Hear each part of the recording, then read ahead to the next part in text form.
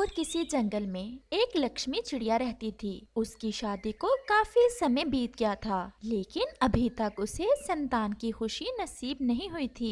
वो बहुत दुखी थी क्योंकि उसकी सभी सहेलियों के बच्चे थे। जब वो अपनी सहेलियों को अपने बच्चों के साथ देखती तो उसके मन में इच्छा पैदा होती कि उसके घर में भी बच्चे होते। ऐसे ही एक दिन वो अपनी सहेलियों बुलबुल और कबूतर के साथ बैठी हुई थी कि वहाँ चमकीलो कव्वी आती है। मैं तुम्हें न्योता देने आई हूँ। मैंने नया घोंसला बनाया है ना, उस खुशी में। लेकिन बुलबुल और कबूतर, बस तुम दोनों ने आना है। मैं नहीं चाहती कि कोई दुर्भाग्य मेरे घर आए। चमकीलो, ये तुम क्या कह रही हो? हम में से कोई भी दुर्भाग्य नहीं है। अगर लक्ष्मी के बच्चे नहीं है तो उसमें उसका कोई कसूर नहीं है। जब भगवान की इच्छा होगी तो उसे भी संतान की खुशी जरूर नसीब होगी।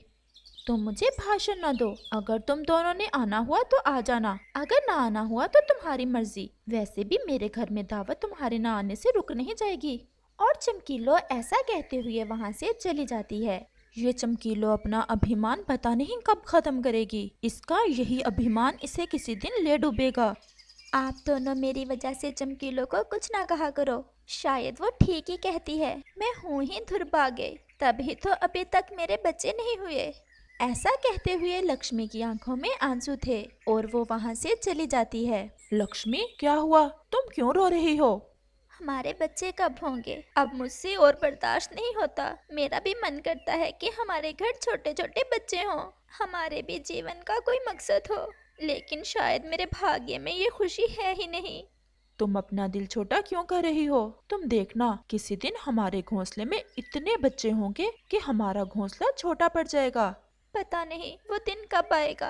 तुम देखना, वो दिन जल्द ही आएगा। और फिर रात हो जाती है और वो पति पत्नी सो जाते हैं। अगली सुबह कबूतर घबराई हुई लक्ष्मी के घर आती है। लक्ष्मी, जल्दी चलो, बुलबुल की तबीयत बहुत खराब है, वो हमें बुला रही है। और फिर लक्ष्मी कबूतर के साथ अपनी सहेली बुलबुल की तरफ चली जाती है। तुम आ गई हो मेरी सहेलियों, मेरे जाने का समय आ गया है।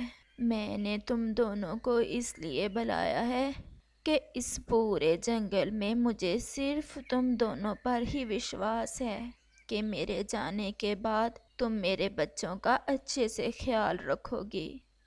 बुलबुल, ये तुम कैसी बातें कर रही हो? तुम्हें क्या हुआ है? एकदम से तुम कैसे बीमार पड़ गई? एकदम से नहीं, मुझे काफ़ी समय से ये बीमारी है। तू डॉक्टर ने तो मुझे 1 महीना पहले ही बता दिया था कि अब मेरे पास समय बहुत कम है, क्योंकि मुझे ब्लड कैंसर है।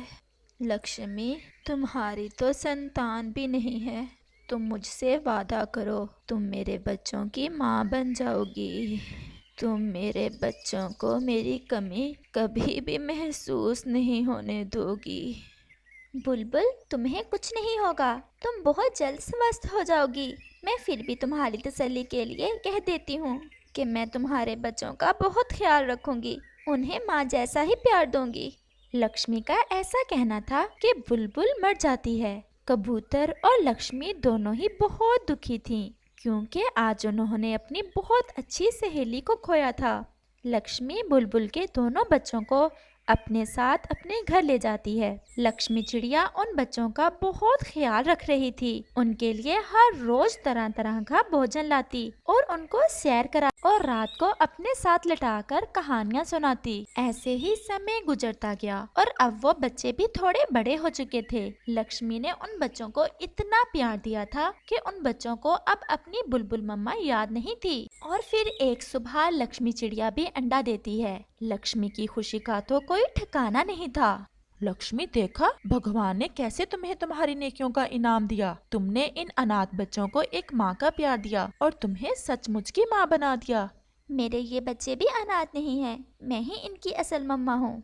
सॉरी बाबा, तुम ही इनकी असल मम्मा हो। जब कबूतर को लक्ष्मी के अंडे का पता चलता है तो वो भी बधाई देने लक्ष्मी के पास आती है। लक्ष्मी, तुम्हारी इच्छा पूरी हुई। अब चमकीलो को पता चलेगा कि जिसे वो दुर्भाग्य कहती थी वो कितनी भाग्यशाली है। चमकीलो, कुछ पता चला कि लक्ष्मी के अंडा हुआ है। जिसे तुम दुर्भाग्य कहती थी वो तो बहुत महान है। भगवान ने उसे उसकी नेकियों का इनाम दिया है जो वो अनाथ बच्चों को पाल रही है।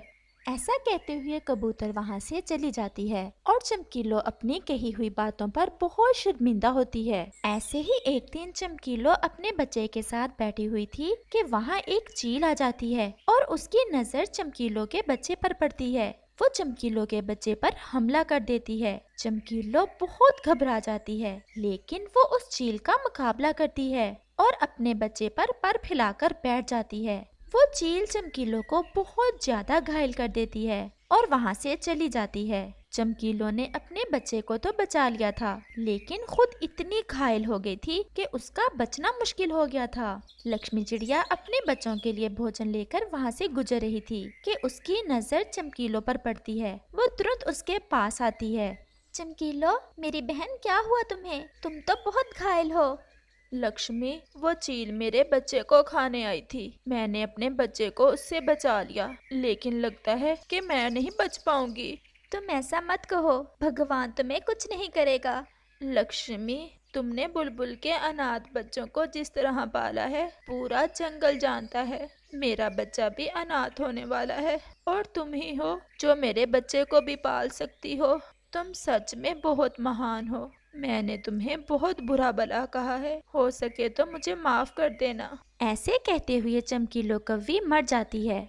मुझे भगवान ने शायद अभी तक संतान इसलिए नहीं दी थी क्योंकि मैंने इतने अनाथ बच्चों की माँ बनना था। लक्ष्मी रोते हुए उस बच्चे को लेकर अपने घर की तरफ चल देती है और रास्ते में उसे अपने पति की वो बात याद आ रही थी कि एक दिन तुम्हारे घोंसले में इतने बच्चे होंगे कि तुम्हारा घोंसला छोटा पड़ जाएगा। और फिर चिड़िया उन सब बच्चों की बहुत अच्छे से प्रशिक्षण करती है और वो बच्चे भी लक्ष्मी को अपनी माँ समझते हैं। प्यारे दोस्तों, अगर आपको कहानी अच्छी लगी हो तो हमें कमेंट करके जरूर बताना और इसे अपने दोस्तों के साथ शेयर और चैनल को सब्सक्राइब भी जरूर करना।